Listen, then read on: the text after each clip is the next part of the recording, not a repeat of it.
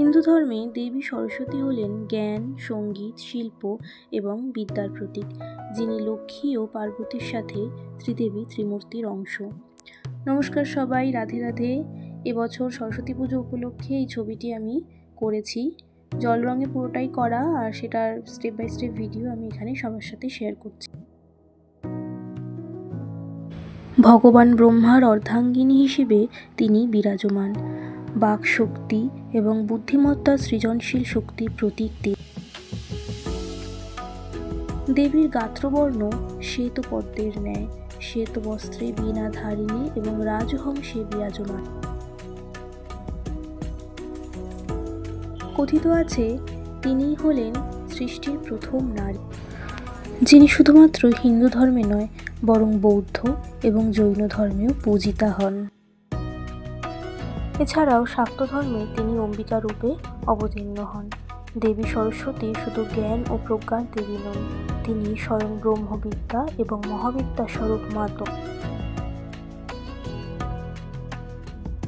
দেবীর গাত্রবর্ণ যেহেতু শ্বেত পদ্মের ন্যায়, তাই আমার ছবিটিতে আমি সেটি তুলে ধরার চেষ্টা করেছি। রংটি প্রথমে হালকা করে চাপিয়ে দিয়েছি এবং কিছু কিছু জায়গায় শেড দিয়ে আমি জিনিসটা তুলে ধরার চেষ্টা।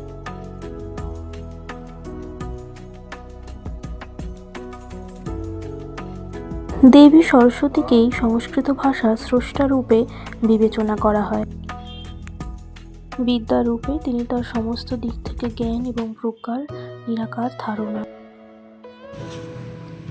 একাধারে ব্রাহ্মী রূপে তিনি যেমন বেদের মূর্তি, তেমন সরস্বতী রূপে তিনি পবিত্রতার মূর্তি, যিনি কিনা সমগ্র বিশ্বকে অজ্ঞানতার অন্ধকার থেকে দূর করে জ্ঞানের আলোয় আলোকিত করেন।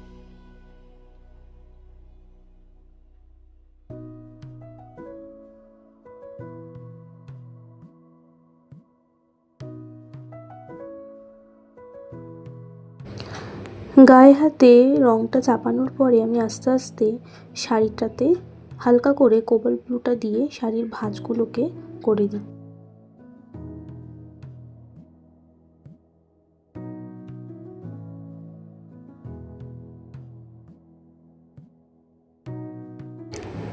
কিছু কিছু জায়গায় হালকা রেখেছি এবং কিছু কিছু জায়গায় ভারী করে ডিপ করে রংটা আমি চাপিয়ে দিয়েছি।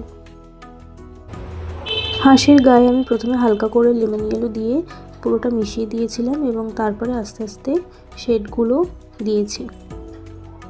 কিছু কিছু জায়গায় অরেঞ্জ এবং অরেঞ্জের সাথে অরেঞ্জ মিন্স ভার্মিলিয়ান এবং তার সাথে বার্ন সিয়ানাটা মিশিয়ে ডিপ বাড়িয়ে এটা আমি কমপ্লিট করেছি। তারপরে ব্যাকগ্রাউন্ডে হালকা করে কোবাল্ট ব্লু আর লেমন ইয়েলো দিয়েছিলাম।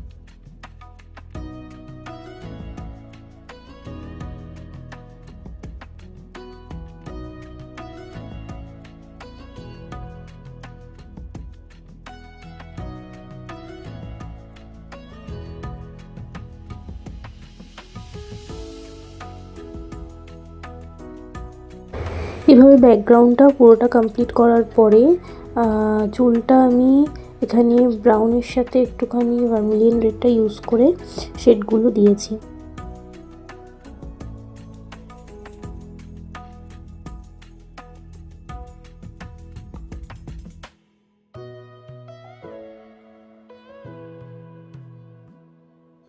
আমার পুরো ছবিটা এখানে মোটামুটি কমপ্লিট হয়ে এসেছে।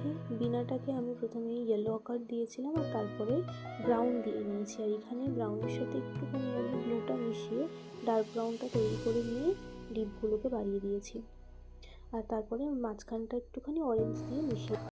ছবিটি আমার এখানেই পুরো শেষ হয়েছে।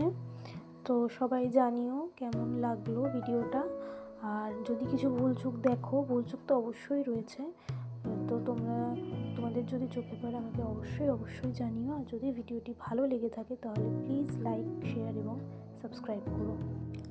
দেখা হচ্ছে পরের ভিডিওতে।